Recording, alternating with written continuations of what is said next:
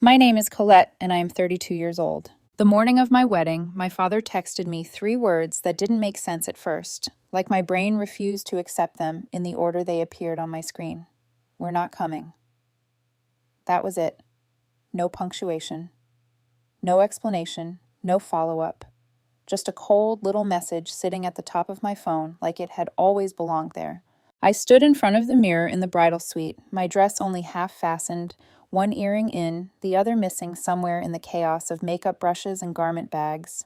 My hands were still, but my mind wasn't. My maid of honor, Tessa, was across the room cracking jokes about how I looked too calm for someone about to get married, and my stylist was fussing with my hair, pinning it back with careful precision. I nodded at the right moments, smiled when they smiled, but all I could see was my father's name and those 3 words. At first, I didn't feel angry. I felt confused, the kind of confusion that makes you start bargaining with reality. Maybe their flight got canceled. Maybe there was a medical emergency. Maybe the car broke down. Maybe my uncle had booked them on the wrong day. I even considered for a wild second that my dad's phone had been hacked and someone was playing a cruel prank. The thoughts flickered fast, one after another, each one trying to rescue me from what I already knew. Because deep down, it wasn't out of character. Growing up, my family specialized in blunt dismissals, birthdays forgotten, achievements acknowledged with half smiles and quick subject changes. I learned early that affection was conditional, that praise was something you earned by being useful. Still, this was my wedding day, and some stubborn, hopeful part of me kept waiting for another message to arrive, something that would soften it, something that would explain it away. It didn't come. And then I made the mistake of opening Instagram. The first post at the top of my feed was from my Uncle Rob, a photo so bright and polished it looked like it belonged in a luxury travel ad. A gleaming white yacht anchored off the coast of Santorini, the water so blue it looked unreal. Sunlight hit the waves like glass, and the sky was that perfect postcard shade that makes you feel like you're looking at something staged. And there they were, my father at the bow with a champagne flute, sunglasses on, posture relaxed, like he was starring in a life he'd always wanted people to envy. My mother beside him in a wide-brim hat, laughing too hard. My sisters in matching sundresses, hair blowing in the breeze like they'd coordinated it. Cousins lounging on deck, bottles raised, smiles wide. Every single one of them beaming, not a trace of guilt anywhere on their faces. The caption froze me in place, finally free of the drama. No tags, no context, just a public declaration that they were glad to be anywhere but here, glad to be far away from my wedding, far away from me. Like my life, my love, my marriage was a burden they'd escaped. My throat tightened so hard it felt like I couldn't swallow. I stared at that post for a full minute before I realized my jaw hurt from clenching. There was no emergency, no surprise crisis, no, we tried. They had made a choice, and then they had celebrated that choice publicly, as if skipping my wedding was some kind of victory.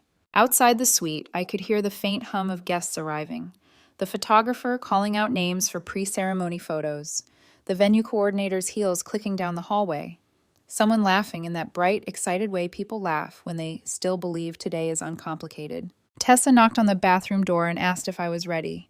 I told her I just needed a minute. I didn't tell her why. I didn't want pity. I didn't want a scene. I didn't want my husband, Ethan, to have to carry my family's cruelty on his shoulders before we even said our vows. So I did what I've always done. I swallowed it. I put my phone away. I walked out of that suite with my head high. I smiled for pictures. I greeted Ethan's relatives and accepted their warmth like sunlight. I laughed when someone made a joke. No one would have guessed that only an hour earlier I'd been staring at proof that my entire bloodline had decided to toast my absence from the other side of the world. The ceremony passed in a haze. I heard my own voice saying vows, felt Ethan's hands shaking slightly as he held mine, watched tears in his mother's eyes, and for a moment I almost let myself sink into the beauty of it. But my mind kept splitting in two. One part of me standing at the altar, the other part of me trapped on that yacht, replaying the caption over and over. Finally free of the drama. It wasn't casual. It was a message, the kind you post when you want people to know exactly who you're talking about without saying their name. They had turned my wedding into a celebration of excluding me, and the cruelest part was how familiar it felt. This wasn't the first time they'd shown me where I stood. The only times I ever got their full attention were when the family business needed me. That business was a charter company my grandfather started, later expanded by my father, and presented to the world like it was his masterpiece. In reality, it survived because I made sure it did. I was the one who secured contracts, soothed clients, solved problems before they became disasters. I knew the systems, the vendor relationships, the passwords, the financing schedules, the client preferences that kept them loyal. My dad loved playing visionary, but the day-to-day lived and died with me. And my family knew that. They just assumed I'd always keep doing it, like I always had, quietly, reliably, without asking for anything in return except the illusion of belonging. By the time we reached the reception, the hurt had shifted into something sharper. Not a tantrum, not revenge for the sake of revenge. Clarity. They wanted to be free of me. They announced it with champagne and sunshine, and a caption meant to humiliate me on the most important day of my life. So I decided, calmly, that I would give them exactly what they asked for. Freedom. And they wouldn't understand what it cost until it was already gone. By the time the reception started, I'd mastered the art of looking fine. It's a strange skill, pretending your world isn't tilting while you clink glasses and pose for photos. Ethan's cousins pulled me onto the dance floor. His aunt hugged me so tight I almost broke because it felt like everything my family wasn't giving me was pouring out of strangers who had decided I mattered.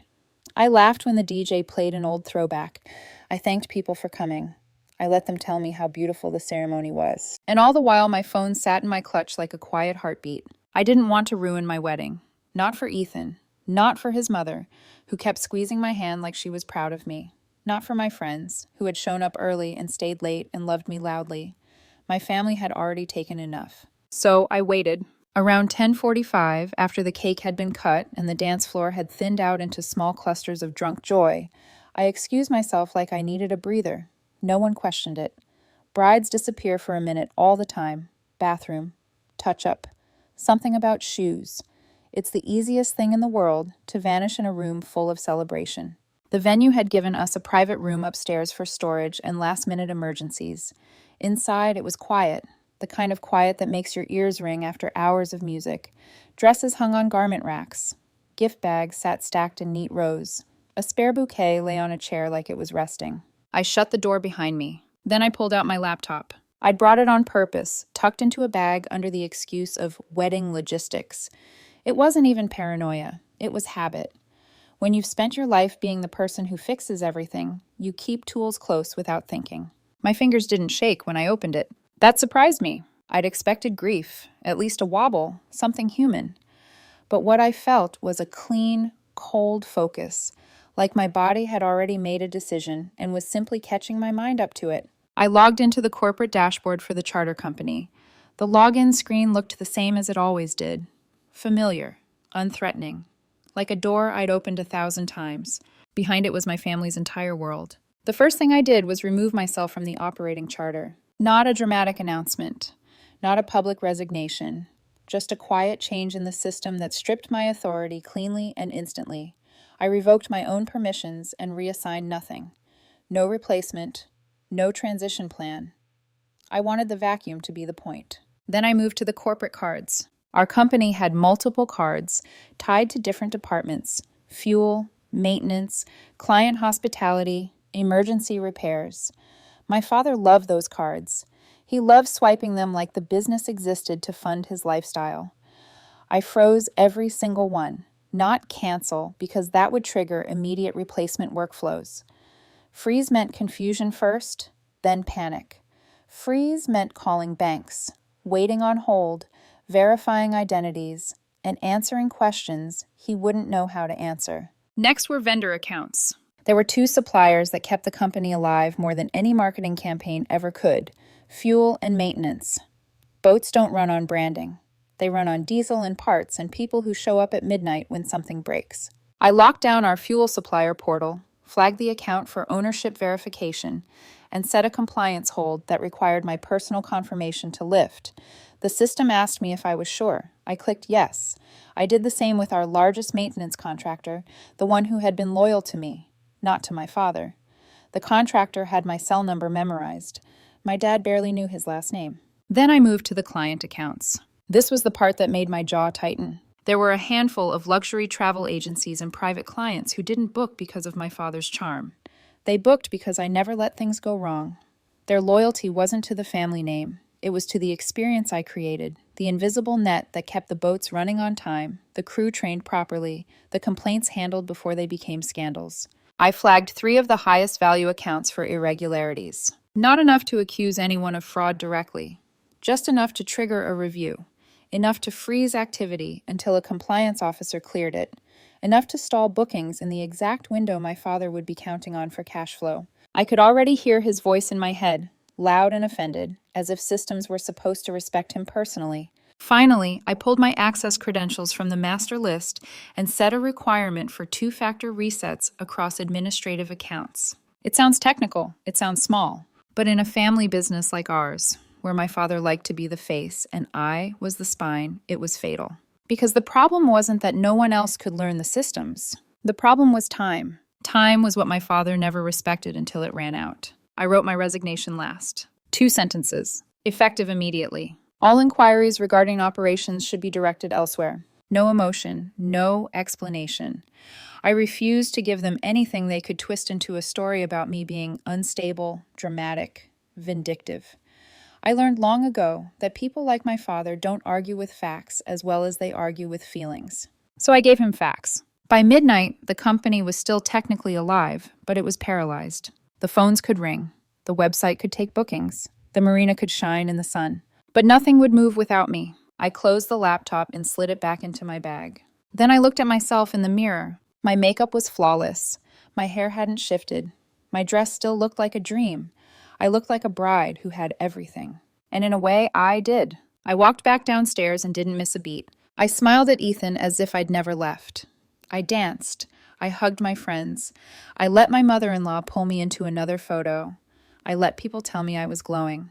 They were right, but not for the reason they thought. I fell asleep that night next to Ethan, listening to his breathing slow into steady sleep, and for the first time all day, I let myself feel the ache underneath my ribs. It didn't break me. It just reminded me that I was still human. The morning after the wedding, I woke up early, before Ethan, while the hotel room was still dim and quiet.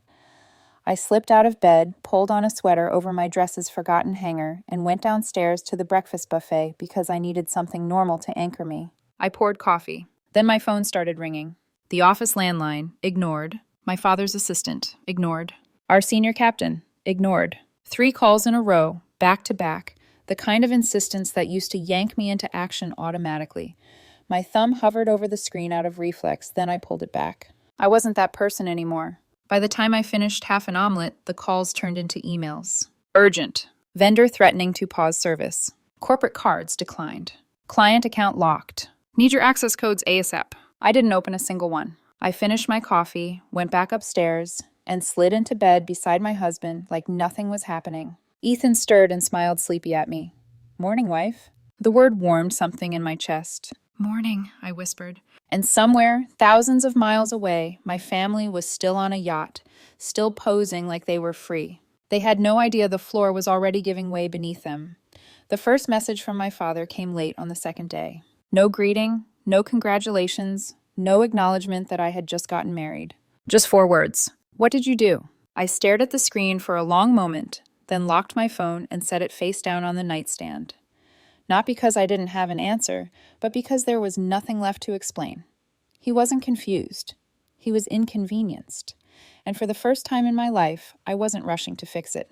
Day 3 was louder. Calls started coming from people who never contacted me directly before. A senior deck officer, a marina manager, a vendor rep whose number I didn't even have saved. One message said bookings were being pulled. Another said a bank account was temporarily inaccessible.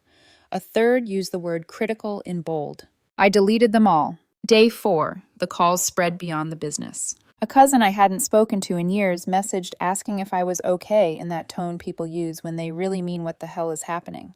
Another said my dad had been pacing the marina yelling into his phone so loudly that security asked him to leave. Someone else told me he'd been arguing with a bank representative in the lobby of a hotel like volume could substitute for authority. Day 5, my Uncle Rob texted. The same uncle who posted the Santorini photo. This is getting out of hand. Call him. I didn't reply. Day 6 was silent. No calls, no texts, no emails. That silence was worse than the noise, because I knew my father well enough to understand what it meant. He wasn't calming down. He was regrouping. When my father went quiet, it was because he was deciding whether to threaten, bribe, or bulldoze. On the seventh day, just after sunset, I was home in our condo, sitting on the couch with a mug of tea, watching the city lights blink on one by one. Ethan was in the other room on a work call, his voice low and steady. The day had been calm, almost deceptively so. Then the pounding started. Not a polite knock, not a doorbell. A fist, hard and angry, slamming into the door again and again. I didn't jump, I didn't rush. I knew who it was before I even stood up. When I opened the door, my father filled the hallway. He looked different than he had on that yacht. His hair was unkempt, his face red and tight, his eyes too bright in a way that told me he hadn't slept much. He smelled like stress and old cologne, like someone who'd been fighting fires all week and losing. He started yelling before I could say a word. Something about betrayal, about family, about how I had no right to do what I'd done. His voice echoed down the hallway, drawing curious looks from a neighbor's half-open door. I let him talk. I took a slow sip from my tea while he burned himself out. When he finally paused to catch his breath, I stepped back just enough to make room and said calmly, "Perfect timing." I didn't invite him in. I didn't block the doorway either. He shoved past me like it was still his right. I closed the door behind him, slowly, deliberately, not to trap him, but to make sure he understood this wasn't a public performance anymore. This was just the two of us. No audience, no applause. He stood in the middle of our living room, chest heaving, eyes scanning the space like he was looking for something to grab onto. "You think this is a joke?" he demanded. "Do you have any idea what you've done? The marina is calling me nonstop. Banks froze accounts. Vendors are threatening lawsuits. Clients are pulling out. Do you understand the scale of this?" I leaned against the kitchen counter and met his stare without blinking. "Sounds like you had a busy week." The words landed harder than I expected. I saw it in the way his expression flickered, just for a second. He was used to me explaining, defending, fixing. He wasn't used to indifference. He recovered quickly. "You're going to undo this," he snapped. "Tonight, or I'll have lawyers on you by morning." I smiled, small and tired. "Dad, you don't have lawyers. You have Dennis. Dennis handles traffic tickets, and once got you out of a parking fine because the clerk didn't show up. You think Dennis can touch this?" His jaw tightened. I walked past him to the cabinet and pulled out a thick black binder. I set it on the table between us with a heavy thud. "This," I said, "is everything." He didn't move, so I opened it for him. Contracts missing, required signatures. Payment records showing withdrawals that didn't match any approved expenses. Emails where I'd warned him that pulling money from maintenance budgets would cripple operations. Invoices for parts that were never ordered. Safety reports quietly ignored. I flipped to the back. "And this," I added, "is the client who doesn't know their payments were funding your vacations in Greece." I closed the binder and slid it toward him. "If you bring in lawyers, they get all of it. So does the IRS. So does insurance. And so do the clients you've been lying to." The room went quiet. He wasn't my father in that moment. He was just a man cornered by his own arrogance. "You're still my daughter," he said finally, like that word still carried weight. I shook my head. "Not the way you mean it." That's when he reached into his jacket and pulled out an envelope. He slid it across the table. Inside was a check with my name on it. The number was large, intentionally so. Big enough to buy silence. Big enough to erase memory. Big enough to make most people hesitate. "You take this," he said, voice low, "and you walk away. We forget this ever happened." I stared at the check for a long moment, not because I wanted it, but because I wanted him to think I did. Then I slid it back toward him. "You taught me something," I said quietly. "You taught me exactly how much you think I'm worth." That's when I saw it. Fear, real fear, flickering behind his eyes for the first time in my life. 2 days after he walked out of my condo, the final act began. And this time it wasn't me making moves. It was the truth surfacing on its own. 2 days after my father left my condo, the story he'd been telling finally ran into the kind of audience it couldn't survive. The first call didn't come to me. It came to him. A luxury travel company that accounted for a terrifying percentage of our annual bookings released a public statement early that morning. They were terminating their contract effective immediately and pursuing legal action for breach of contract and misappropriation of funds. The language was precise, sterile, and devastating. It wasn't emotional, it was factual. And it referenced documentation I knew by heart because I'd been the one quietly compiling it for years, telling myself I was just being responsible, just protecting the company from itself. By noon, the marina was buzzing. A journalist who'd been covering the maritime industry longer than I'd been alive published a piece that didn't name my father directly, but didn't need to. It outlined years of inconsistent maintenance records, safety shortcuts, and financial irregularities tied to a charter operation that had grown too fast and been managed too loosely. Anyone in the business knew exactly who it was about. The article spread fast, passed around docks and offices with the kind of grim fascination reserved for public collapses. Then the insurers stepped in. 2 separate carriers froze coverage pending review. Boats without insurance don't sail. It's that simple. By the end of the day, the fleet was grounded, docked, idle, expensive sculptures tied to the marina like museum pieces. On day 3, the IRS opened a formal inquiry. By day 4, the company's name was being spoken in the past tense. My father tried to frame it as sabotage. He told anyone who would listen that I'd destroyed the business out of spite, that I'd frozen accounts and stolen on my way out. It might have worked once. He'd rewritten history his whole life, but this time, the truth had paperwork, timestamps, and witnesses who were tired of covering for him. Someone inside the company, someone I'd protected more than once, decided they were done being quiet. They leaked emails, maintenance logs, payment trails, not my binder, but echoes of it, enough to show a pattern, enough to prove that what was happening now wasn't a tantrum, it was a reckoning. Within 72 hours, the charter company was a corpse. The marina pulled our docking rights. Vendors walked away, clients canceled. Crew scattered to competitors who had been waiting for the fall. The boat sat still, lines creaking in the wind, paint catching the sun like nothing was wrong while everything underneath rotted. I didn't celebrate. I didn't mourn. What I felt was clarity. I sent one last email to the board formally severing my position, then deleted every corporate account I still had access to. I didn't leave a forwarding address. I didn't offer consulting. I didn't explain. I was done being the spine for a body that kept trying to break its own neck. Ethan and I packed a single suitcase each. I booked a one-way ticket to a coastal town 3 states away, the kind of place where the marina mattered, but no one cared whose family name was painted on the hull. Where people judged you by whether you showed up on time and kept your word, not by legacy. We left quietly. 6 months passed before I saw my father again. By then, my life had simplified in ways I didn't know were possible. I worked as a consultant for small, independent charters.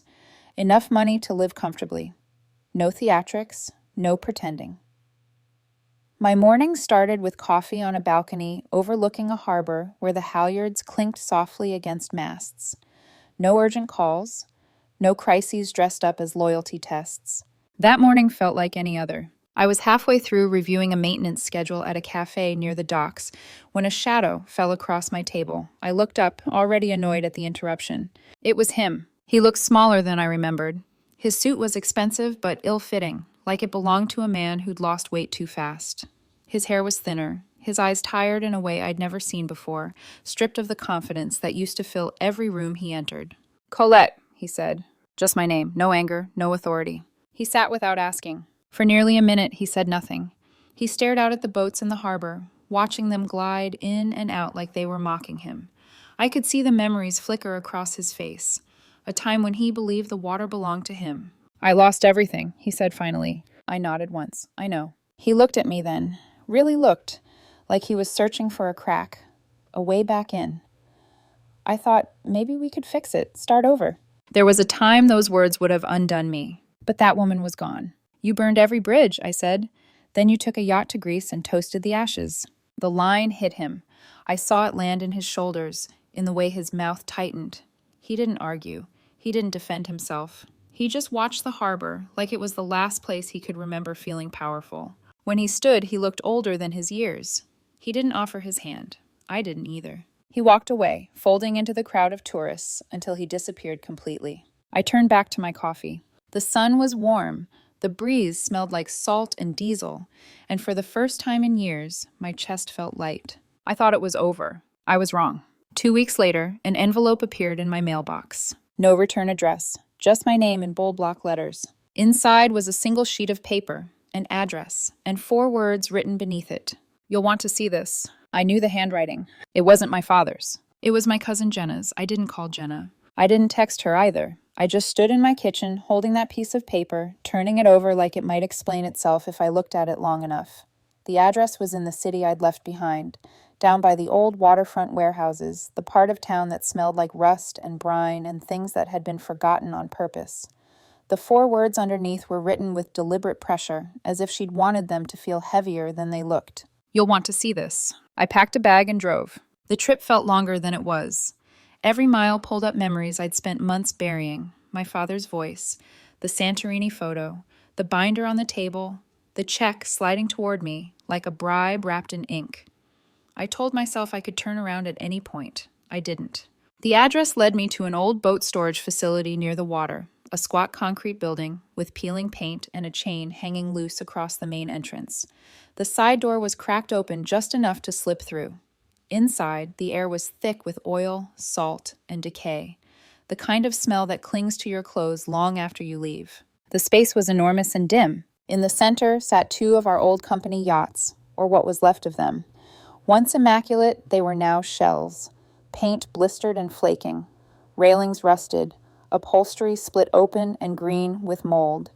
They looked like animals left to rot after a fire. I knew those boats.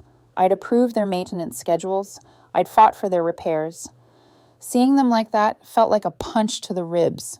But the boats weren't why Jenna sent me. Along the far wall were stacks of boxes, waist-high, dusty, and unlabeled, except for the occasional Sharpie scrawl. I walked over and opened the nearest one. Inside were folders, contracts, receipts, thick ledgers stamped confidential. My stomach tightened. These weren't company records. They were my father's. Personal expense logs, handwritten notes, copies of wire transfers, trips billed to clients that were clearly vacations, cash withdrawals timed to emergency maintenance calls that never happened, and then the part that made my hands go cold, offshore transfers to an account in a country with no extradition treaty, neatly documented, signed, dated. This wasn't sloppy. It was deliberate, organized, enough to ruin him completely. I stood there for a long time, the sound of dripping water echoing in the cavernous space, my pulse loud in my ears. Part of me wanted to close the box and walk away, let the whole mess rot with the yachts. I'd already won my freedom. I'd already left. I didn't need revenge to validate that. But then the image came back, uninvited and sharp. My wedding morning. 3 words on my phone. A yacht in Santorini.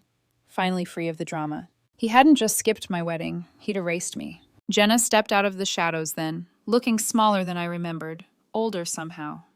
She didn't smile. I couldn't keep pretending I didn't know, she said quietly. He hid it here because he thought no one would ever look. Why send it to me, I asked. Because you're the only one he's scared of, she said, and because if I turned this in myself, he'd destroy me. I nodded. I understood. Driving away from the warehouse, the boxes still burning in my mind, I felt the weight of the decision settle into my bones. I could walk away and keep my peace intact, let time and decay finish the job. Or I could hand this to the people who didn't care about family loyalty, only facts and paper trails. 2 days later, I made the call. I didn't tell Ethan every detail. I just told him I needed to close something. He didn't ask questions. He trusted me enough to know I wouldn't do this lightly. The investigation that followed was quiet at first. Then it wasn't. Auditors, subpoenas, charges filed so fast it made headlines. Offshore accounts flagged, assets frozen. My father's name printed under words like fraud and embezzlement instead of visionary and founder. I didn't watch the news. I didn't need to. Months later, sitting on my balcony with a cup of coffee and the harbor spread out below me, I felt something I hadn't expected. Not triumph, not relief. Finality. I didn't destroy him. I stopped protecting him. And in doing that, I finally protected myself.